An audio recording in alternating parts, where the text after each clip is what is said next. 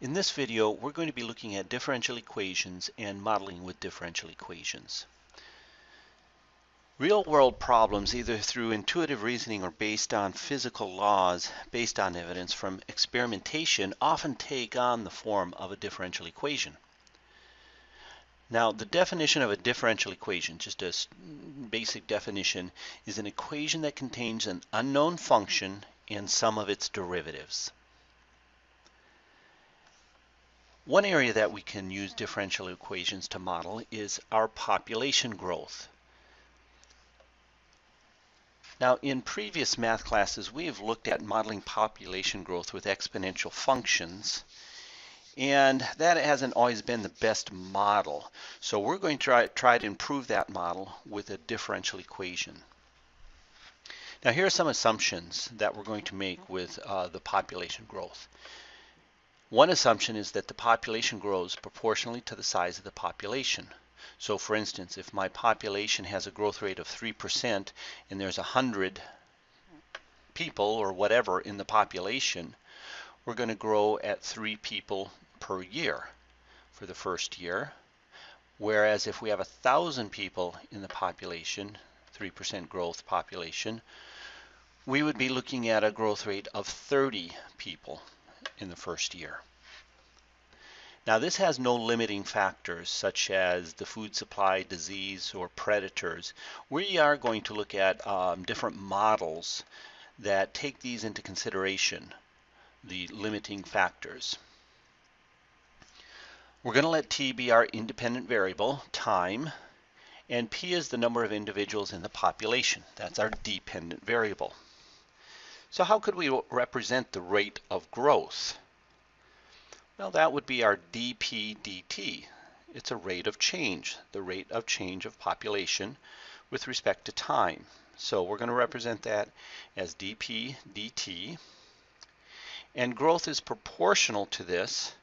So we would have our k times p, where k is some constant of proportionality. So putting this all together, we have dp dt equals k times p. And you can think about the example that I just gave as the different size of the population, 100 compared to 1,000, the growth rate would be different.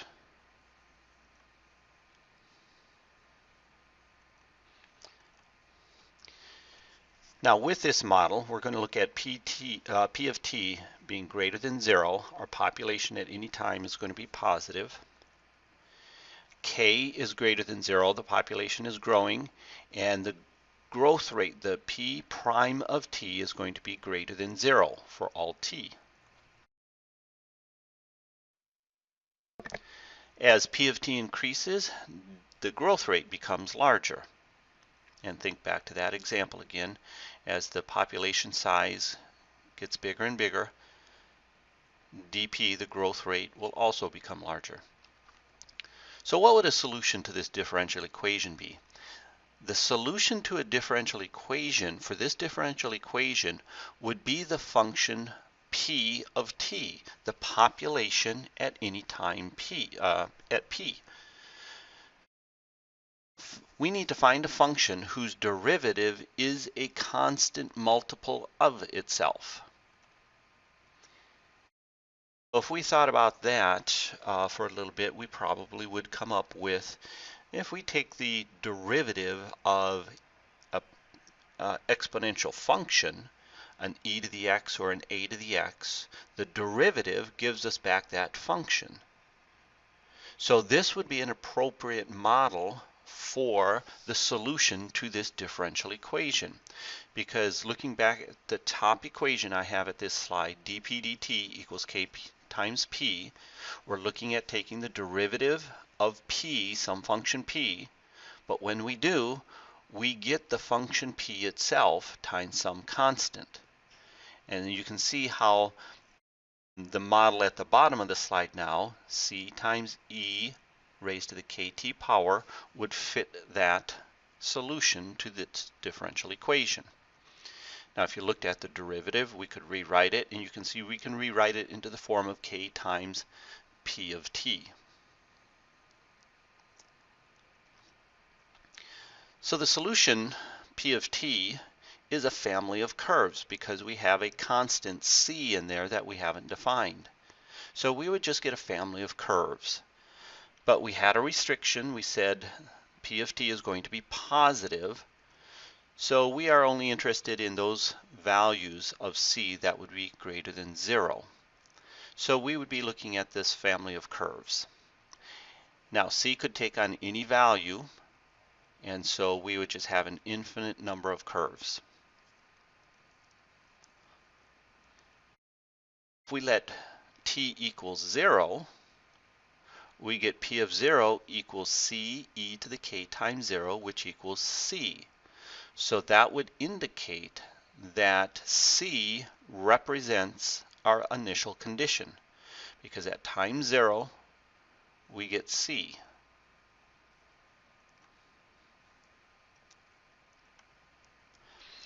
This equation is appropriate for modeling populations under ideal conditions and for very small values of p. But a more realistic model would take into consideration some of the limiting environmental factors, starting off in an exponential fashion, but approaching some carrying capacity. If we had an abundant supply of food, an abundant supply of area for a population to grow, it's going to grow exponentially for a little while. But then after the food supply gets in tighter demand or tighter supply, and we're starting to crowd each other out, we're going to start leveling off the population because of diseases and things like this. So that's what we're considering a carrying capacity. What is the maximum population we could have for this population in these environmental conditions?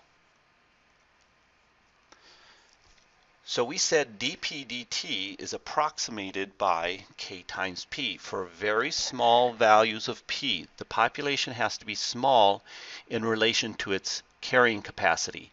If we had an island and we were looking at the population of rabbits and the carrying capacity for the island for rabbits is 1,000 rabbits it could sustain. If we're starting out with 20 rabbits, well, that population most likely would be growing exponentially for a while because P would be very small compared to its carrying capacity.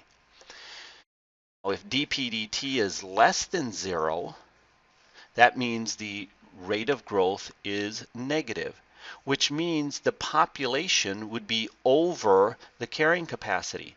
So back to the example of 1,000 rabbits on the island, if we had 1,500 rabbits on the island, well, the island can't sustain that many, so the growth rate would start decreasing, which would mean the number of rabbits would be dying off until we got back down to our carrying capacity K. Expression that incorporates both of these assumptions is given by the logistic differential equation. This is called our logistic differential equation, and it takes into account our carrying capacity. You'll notice in this equation we have a lowercase k and an uppercase k. The lowercase k is our relative growth rate, where the uppercase k is our carrying capacity. So if P is small, we're just going to do a little analysis on this equation. So if P is small compared with K, look at the equation. So if P is very small, and let's go back to our rabbit analogy, we have a carrying capacity of 1,000 rabbits. So P divided by K would be P divided by 1,000. So if we had 20 rabbits, this value is going to be very close to 0. So we would have exponential growth, very close to exponential growth, because that 1 minus P over K would be very close to 0. So we're going to have something very close to K times P. Now if P is greater than K, we would see the numerator is larger than the denominator. Therefore, this would be a number exceeding 1. So we'd have 1 minus, let's say, 1.2 or 1.5 or 2. but some number larger than 1 would create a negative value in that quantity, and therefore our growth rate would become negative.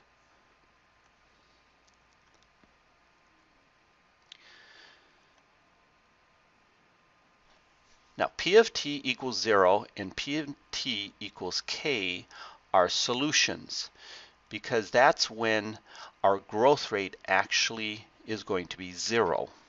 If we don't have a population of rabbits, the growth rate is 0. And if we're at our carrying capacity, again, our growth rate would be 0 at that point. Now, if the initial population lies between 0 and k, then the right side of the equation is positive, and so the growth rate, dp dt, is positive, and the population increases. If p is greater than k, then 1 minus p over k we said is negative, so we would have a negative growth rate, and the population decreases. And in either case, the population approaches k. If the population is going up to 1,000 rabbits, we're increasing. But if we have more than 1,000 rabbits, the population is decreasing, and we're decreasing back towards 1,000 rabbits. Let's look at a couple of different models. We just looked at the population being modeled by a differential equation. Let's look at the motion of a spring.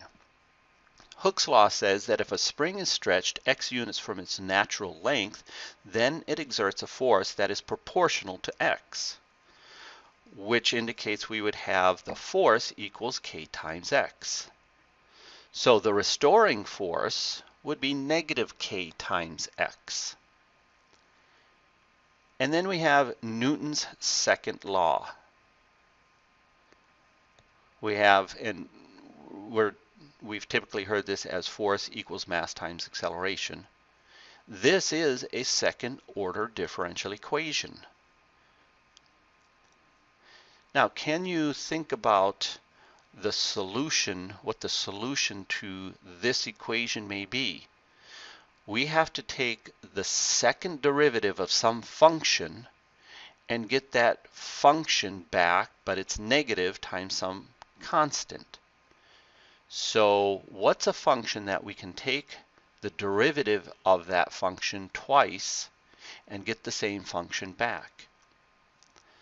And you may be thinking, well, it's probably something like a sine function, a sinusoidal function, either sine or cosine.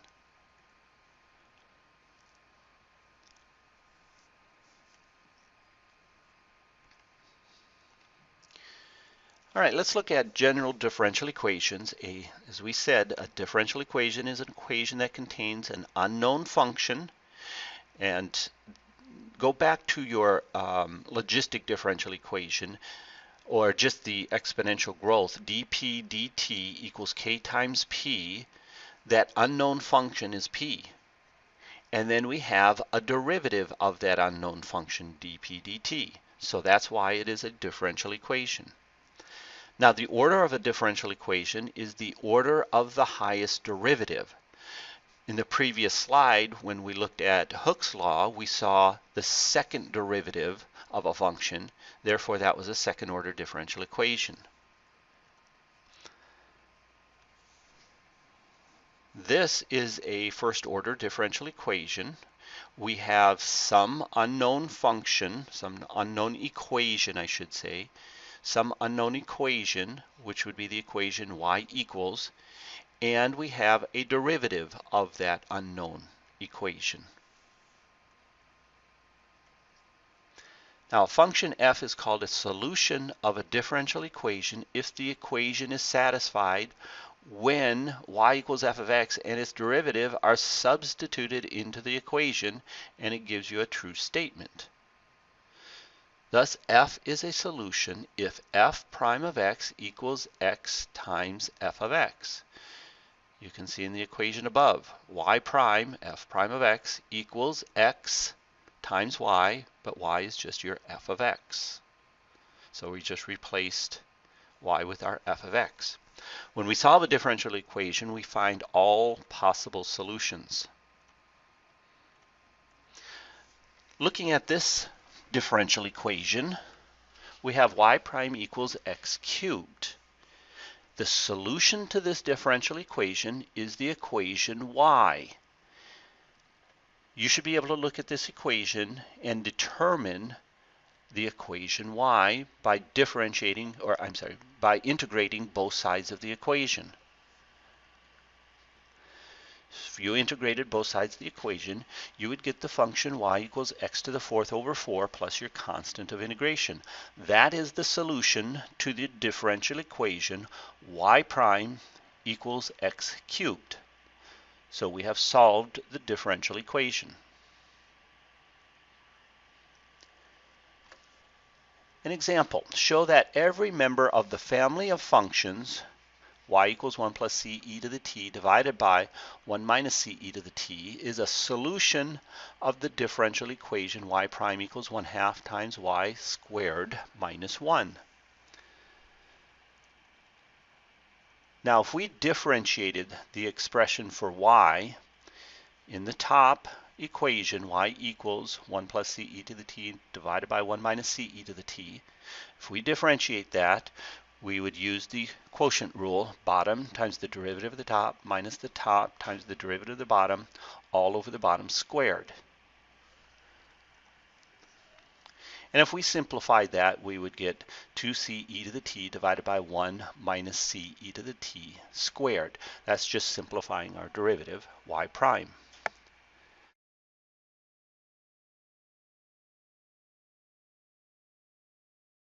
In our 1/2 times y squared minus 1, we're plugging in what y equals to our y value,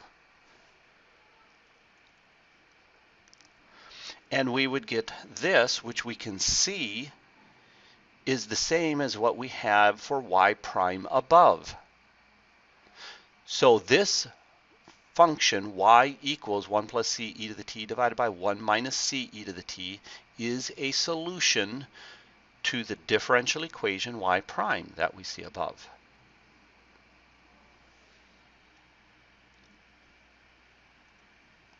Another example, find a solution of the differential equation that satisfies the initial condition. Well, we just saw that the solution to this differential equation, and then it's giving us an initial condition.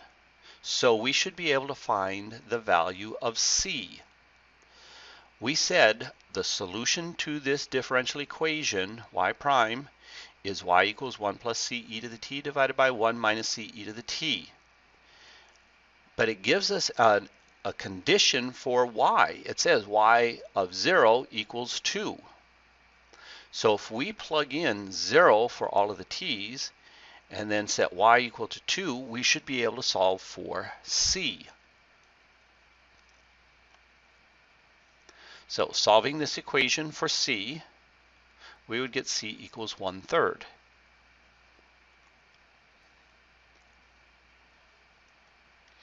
Now we have our solution to the differential equation.